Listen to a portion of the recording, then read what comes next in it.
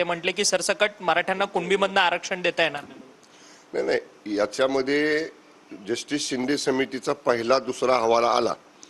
त्या अहवालावरती काल त्यांच्याकडनं जे काही निष्कर्ष काढण्यात आले ते कुणबी नोंदी सापडलेल्यांना अधिक सोप्या पद्धतीनं कसे दाखले देता येतील, म्हणजे एक 8-10 पुरावे आधी ग्राह्य धरले जायचे, आता ते 42 वरती नेले.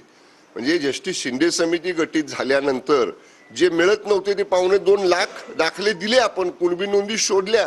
त्यामुळे अधिक सोपं कसं करता येईल, अधिक सुलभ कसं करता येईल दाखले देण्याचं काम, असे निष्कर्ष त्या समितीच्या अहवालामध्ये आहेत. परंतु या दुसऱ्या तिसऱ्या अहवालामध्ये शिंदे समितीने वर्गीकरण करण्यात मात्र आम्ही वर्गीकरण करू शकत नाही, मराठ्यांना ओबीसी मध्ये आणि मागासवर्गीयामध्ये वर्गीकरण करता येणार नाही असा अहवाल.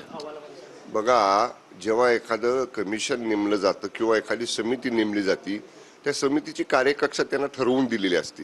आता कुणबी नोंदी शोधणं हे सगळ्यात महत्त्वाचं काम आणि कुणबी नोंदी शोधण्यासाठीची सुलभ कार्यपद्धती हे महत्त्वाचं काम जस्टिस शिंदे समितीकडे होतं. ते चालू आहे.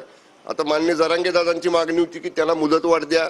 आता त्यांना मुदतवाढ सुद्धा या ठिकाणी आपण दिली जस्टिस शिंदे समितीला. त्यांचं काम सुरू आहे. व्हिडिओ जर्नलिस्ट नरसिंगसह अक्षय मंगणे, TV9 मराठी, मुंबई.